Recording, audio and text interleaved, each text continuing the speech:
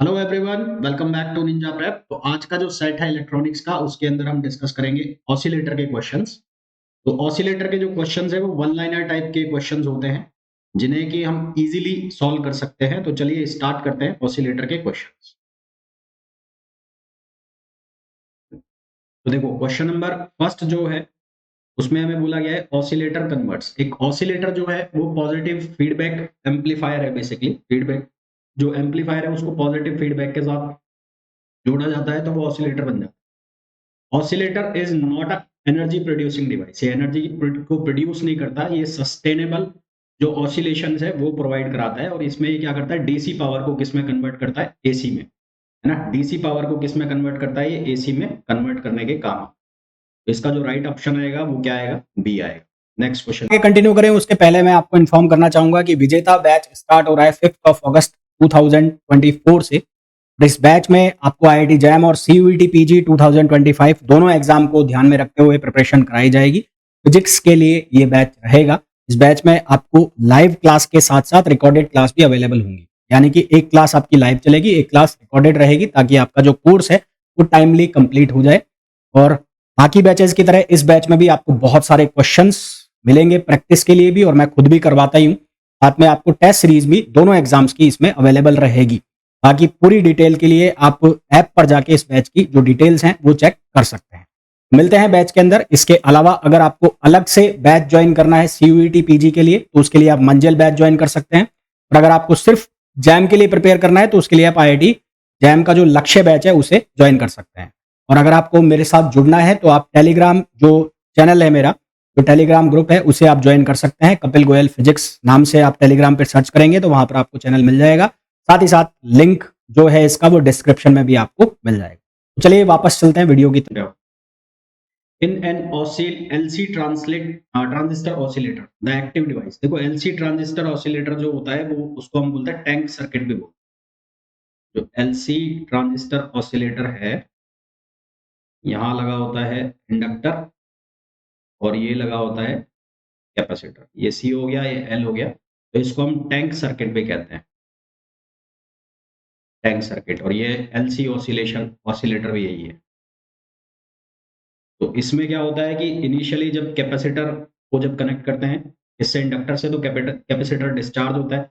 Capacitor की energy convert होती है किसमें, इंडक्टर में। यानी कि कैपेसिटर की एनर्जी जो हाफ सीवी है, सीवी स्क्वायर होता है, वो कन्वर्ट होता है एल आई स्क्वायर में, हाफ एल आई स्क्वायर में। फिर कैपेसिटर डिस्चार्ज हो जाता है तो वापस ये एनर्जी इधर से इधर चलती रहती है। यानी कि एक बार कैपेसिटर की एनर्जी, एक बार इसकी एनर्जी हो जाती है, वो हो जाती है इंडक्टर की, फिर इंडक्टर से वापस कैपेसिटर। तो इस तरह से ये एनर्जी चलती रहती है। तो हमें ये पूछा है in an LC transistor oscillator the active devices. तो इसमें एक्टिव एक्टिव डिवाइस जो है वो कौन सा है। तो फर्स्ट ऑप्शन है एलसी टैंक सर्किट। ये तो खुद ही है बाइसिंग सर्किट। तो इसमें जो एक्टिव एलिमेंट होता है वो होता है ट्रांजिस्टर। और इस एलसी ऑसिलेशन की जो फ्रीक्वेंसी का फॉर्मूला आता है वो आता है 1/2 pi under root LC. 1/2 pi under root LC. तो ये इसकी फ्रीक्वेंसी का फॉर्मूला हो। नेक्स्ट क्वेश्चन पे in an LC oscillator the frequency of oscillator जो है अभी मैंने आपको लिखा ये बताया कि 1/2 pi under root LC inversely proportional to square root, inversely proportional to square root, यानी कि option D. Next question, an oscillator produce. देखो, तो एक होता है डैम्प्ड ऑसिलेशन। डैम्प्ड ऑसिलेशन का मतलब होता है जिसमें एनर्जी का क्या हो रहा हो, लॉस। और ऑसिलेटर जो है हमें सस्टेनेबल जो है ऑसिलेशन प्रोवाइड कराता है, यानी कि अनडैम्प्ड अनडैम्प्ड ऑसिलेशन प्रोवाइड करा। अनडैम्प्ड। अब डैम्प्ड जो ऑसिलेशन होते हैं वो कैसे होते हैं, अगर मैं आपको एक डायग्राम बना के बताऊं तो डैम्प्ड ऑसिलेशन इस तरह का होगा जिसमें लगातार जो एम्पलीट्यूड है वो डिक्रीज होता जाएगा। एम्पलीट्यूड लगातार डिक्रीज होता जाएगा तो उसको हम क्या नाम देते हैं, डैम्प्ड ऑसिलेशन। Damped oscillation. और अनडैम्प्ड ऑसिलेशन का मतलब क्या होता है, अनडैम्प्ड ऑसिलेशन का मतलब होता है ये, यहाँ पर आप देखोगे तो एम्पलीट्यूड क्या चल रहा है, कांस्टेंट चल रहा है। तो ये कौन सा होता है, ये होता है अनडैम्प्ड। ऑसिलेटर का यूज के लिए किया जाता है, अनडैम्प्ड ऑसिलेशन के लिए, सस्टेनेबल ऑसिलेशन को प्रोड्यूस करने के लिए। और जो अनडैम्प्ड ऑसिलेशन है ये भी तीन तरह का बन जाता है, एक, दो और एक तीसरा यहाँ। एक केस ऐसा बन जाता है जिसमें जो डैम्पिंग है अंडर डैम्पिंग होती है, यानी कि ये इस तरह की डैम्पिंग होती है, इसको हम बोलते हैं अंडर डैम्पिंग। Under damping. और एक कुछ इस तरह का केस बन जाता है जिसमें ये ओवर डैम्पिंग हो रही है,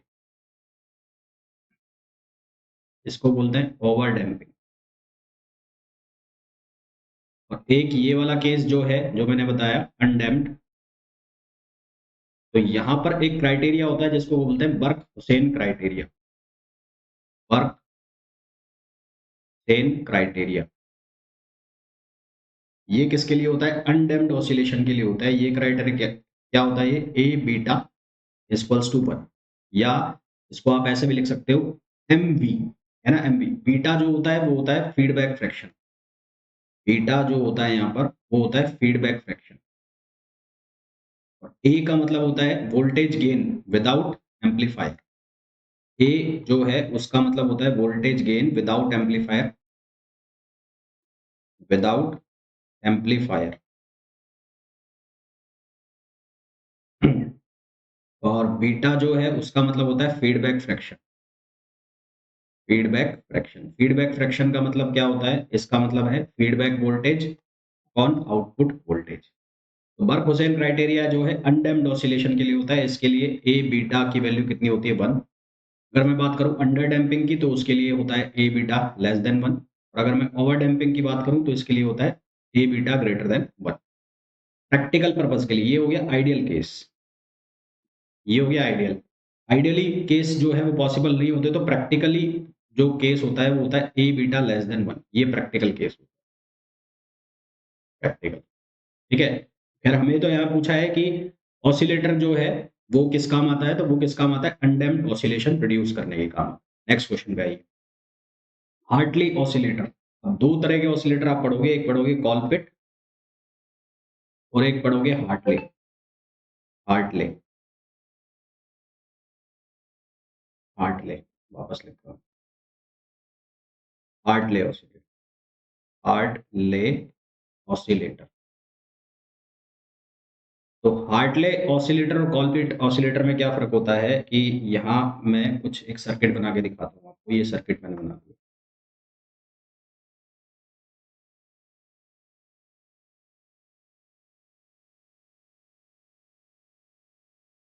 ऐसा एक सर्किट मैंने बना दिया। इसको लिख दिया मैंने Z1, इसको लिख दिया Z2 और इसको लिख दिया Z3। ठीक है। तो अगर कॉलपिट ऑसिलेटर है तो कॉलपिट ऑसिलेटर में Z1 एंड Z2 जो है, Z1 और Z2 वो किसके बराबर होंगे? वो होंगे कैपेसिटर C1 एंड C2। ये क्या होंगे? कैपेसिटर होंगे, कैपेसिटर। और जो Z3 है वो Z3 क्या होगा? Z3 होगा इंडक्टर, इंडक्टर। और इन दोनों के बीच में टैपिंग की जाएगी। इसके बीच में, कैपेसिटर के बीच में सेंट्रल टैपिंग की जाएगी। Central tapping, central tapping between capacitors, जब हम बात करेंगे कॉलपिट की। जब हम हार्टले की बात करते हैं तो हार्टले के केस में ये Z1 एंड Z2 हैं, ये होते हैं इंडक्टर।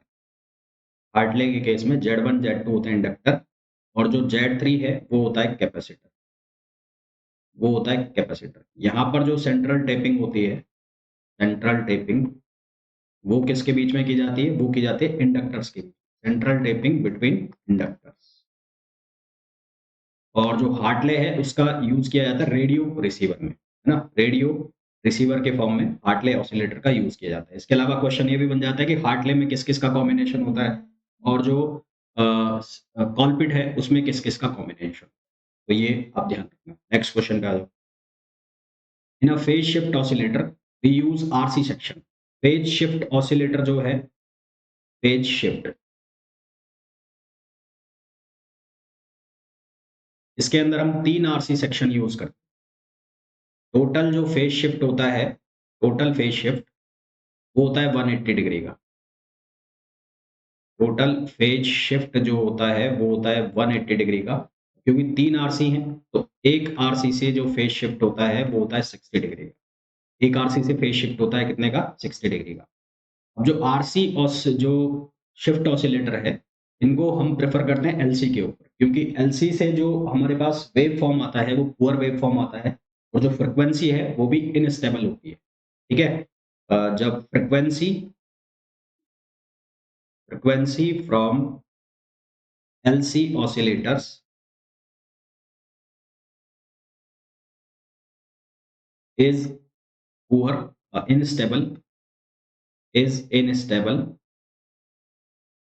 and poor waveform। और इसके अलावा हम एलसी ऑसिलेटर से बहुत लो फ्रिक्वेंसी भी ऑब्टेन नहीं कर सकते ना। We can not obtain very low frequency from LC oscillators. जितने भी एलसी ऑसिलेटर्स है उनसे हम बहुत लो फ्रिक्वेंसी जो है वो नहीं प्रोड्यूस कर सकते, क्योंकि इनका साइज बहुत बड़ा होता है, बल्कि साइज के होते हैं, तो इनसे लो जो फ्रिक्वेंसी है वो ऑब्टेन नहीं कर सकते। तो इसलिए हम प्रेफर करते हैं कि कौन से ऑसिलेटर, फेज शिफ्ट ऑसिलेटर। जितने भी फेज शिफ्ट ऑसिलेटर होते हैं वो सारे आरसी ऑसिलेटर होते हैं, यानी कि उनके अंदर रेजिस्टर और जो है कैपेसिटर वो लगे। तो इसका एग्जाम्पल होता है वीन ब्रिज ऑसिलेटर। एग्जाम्पल जो होता है इसका वीन ब्रिज ऑसिलेटर होता है। अगर आपसे ये पूछा जाए कि इनकी फ्रिक्वेंसी बताओ, तो इनकी जो फ्रिक्वेंसी होती है वो होती है 1/2πRC√6। इनकी जो फ्रिक्वेंसी होती है 1/2πRC√6। वो किस केस में है? इसके लिए कंडीशन है जब R1, R2, R3 तीनों इक्वल हो जाए R के, और C1, C2 और C3 तीनों इक्वल हो जाए C के। तो ये फॉर्मूला हमारे पास बनता है। तो ये आंसर आ जाए। नेक्स्ट क्वेश्चन पे phase shift oscillator the frequency determined element. तो यहाँ पर मैंने आपको बताया ऑलरेडी कि जो फेज शिफ्ट ऑसिलेटर है उनमें जो फ्रीक्वेंसी डिटरमाइन एलिमेंट्स होते हैं वो कौन से होते हैं? R and C. Next question पे आइए, Wien bridge oscillator use. Wien bridge oscillator है आरसी टाइप ऑसिलेटर होते हैं, आरसी फेज शिफ्ट होते हैं, आरसी फेज शिफ्ट। और यहाँ पर इनकी जो फ्रीक्वेंसी है उसका फॉर्मूला लिखा जाता है 1/2π√R1 R2 C1 C2। तो if R1 equals to R, यदि R1 इक्वल्स टू R2 हो जाए बराबर और C1 इक्वल्स टू C2 हो जाए C, तो यहाँ इनकी जो फ्रीक्वेंसी है F वो हो जाती है 1/2πRC। इसकी व्हीन ब्रिज ऑसिलेटर। ठीक है? और व्हीन ब्रिज ऑसिलेटर में दोनों तरह के फीडबैक यूज होते हैं, पॉजिटिव भी और नेगेटिव। दोनों तरह के फीडबैक यूज होते हैं, पॉजिटिव भी और नेगेटिव भी। साथ ही साथ